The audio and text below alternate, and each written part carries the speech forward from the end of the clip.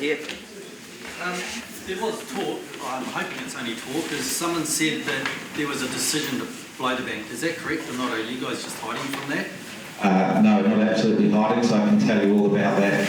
So there is a section of stop bank downstream from Waiheke Marae, and that's been constructed so it has a spillway segment, so it's not about blowing it up. That wasn't the question. Did you guys blow the bank and not send contractors out to dig the bank away to relieve the pressure so Napier and Taradale wouldn't be hit?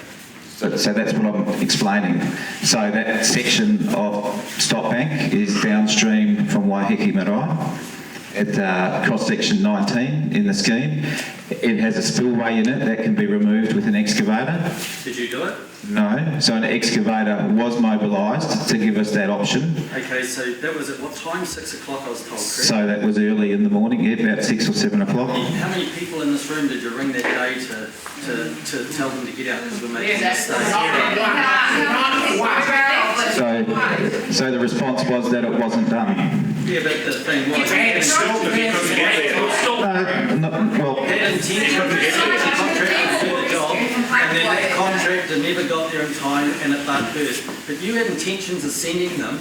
Would you not notify people? People prior? People's lives at risk and don't even tell them. I hope you sleep good at night. You let us drown. Basically, let us drown. Hope when you cuddle your wife and that you feel the same as all us people here going through this trauma that you've created, but just not telling people.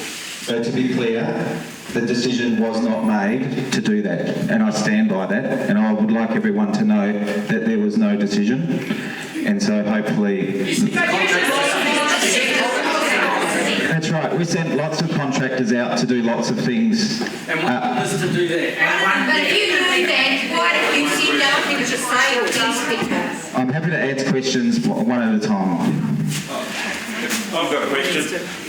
The problem with these stop banks is they're built to a certain capacity and you're limited on how big you can build them by money and other things. So when your stop bank gets to capacity, it spills over and scours out and you get 100% failure because it just rips it open. Can you use HDPE liner and make spillways on them? So when your stop bank gets to capacity, it then starts to spill over and you might only get 10% of the water spill over, the other 90% still goes to sea. The integrity of your stop bank stays intact, and if we got 10% of that water we would have got 300 mils. But because the stop banks scour out, we get the whole lot. So is that an engineering thing we can look at? So yes, so we are looking at options. So as I said, we're spending the next 12 or so months to review how the scheme operates, so that in what we call an over-design event, it would behave in a known way. And so having spillways and other areas is part of that solution group set. Very good. Okay, so we've got 4 hands up here. We'll just have those 4, sorry, and then we'll move on. I actually want to speak, Troy. You can't, because you don't have to say it all about it. This is the official statement from your Facebook page where you have stated your plan, and there's some area where there's no threat to human life or property. Where's that magical area? Yeah, where is it? Because It's right here because there's people here and there's property. So I don't know what you're referring to. Well, this is off There's your acknowledgement on Hawke Bay Regional Facebook. Council Facebook page. Okay, Facebook post. So as I will say, and I will say again, there was no decision to open the stop bank. And that'll stand up to official information and scrutiny. There were loud, regular explosions all afternoon that my 15-year-old and my 17-year-old kept questioning me what they were.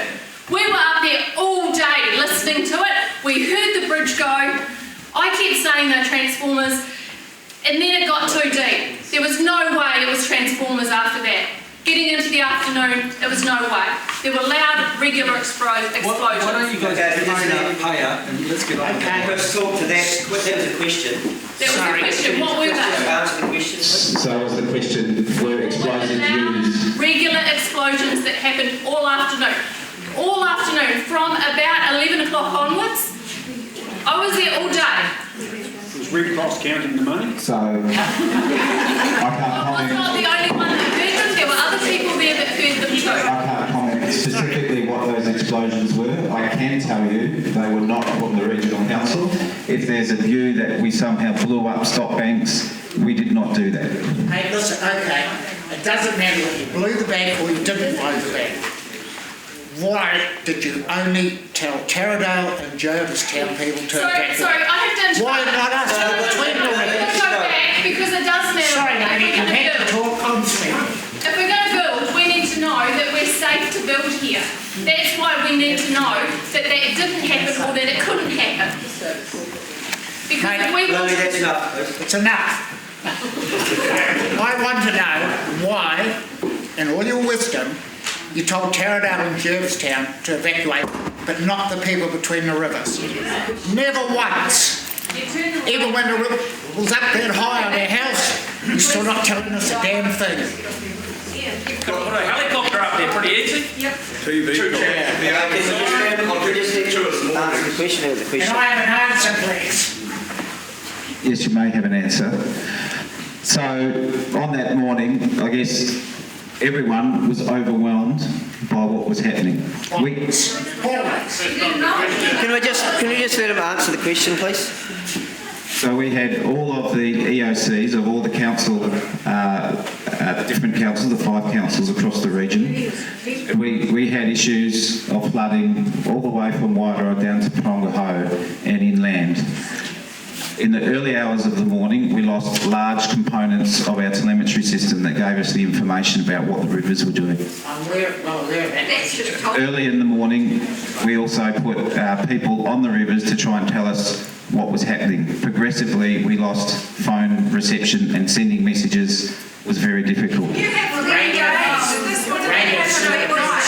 This was 3 days coming from Auckland. Where were you people? It wasn't an earthquake. It didn't just happen at the snap of a finger. We still had police at the end of bloody Brookfields Road telling people not to go down there. Why didn't they tell us to fucking get out then? Yeah, so I cannot answer all of your questions right here and right now, but it all will come out when we look at this in detail. We need people in your job that know what to do. So can I ask a question that you're going to be rebuilding these stop banks? So that going forward, that's what you're going to do. You're going to do this 1 in 500 year stop bank, but it's going to take 12 months, 24 months. I understand it does Can't take. do it because you can't raise the bridges. But how are you going to keep us safe? Our home was under 6 metres of water. They were driving jet boats over our roof to rescue the people on Pakowhai Road, and they didn't even know our houses on Gilbertson Road were there. How the hell are you going to stop that happening again? Because you'd be looking for us out in the bloody Pacific Ocean if we'd stayed here. Yeah. We were civil defence on the night. We were though. Yeah, we were civil defence. So there will be a full review of the civil defence management and the handling of the event, and it will be independent, and then the regional council. And it bloody needs to be. I'm Jock, I'm from the regional council too. I just want to say a couple of things really. Your questions are completely reasonable, but Chris, like a lot of the staff, actually a lot of people within our organisation have lost their houses too as a matter of interest, and I've got to say the staff have been working 100% since the event, so they are completely under the pump themselves. I just want to also note within that, we all want a good outcome, and the issue that we've just faced, it would have been mitigated a lot if we'd been able to lift all the stop backs to 1 in 500 year level. Now that's more than $100 million exercise to do that. So, had we gone to any one ratepayer's government or whatever and said, we need another whatever it is to boost the stop banks to that height, we wouldn't have got that money. But we've now got a much better opportunity to get that money than we ever have, because we can go credibly to the government and say, you know what happens when we don't have it, but if we're going to make it happen, we need a bit of money.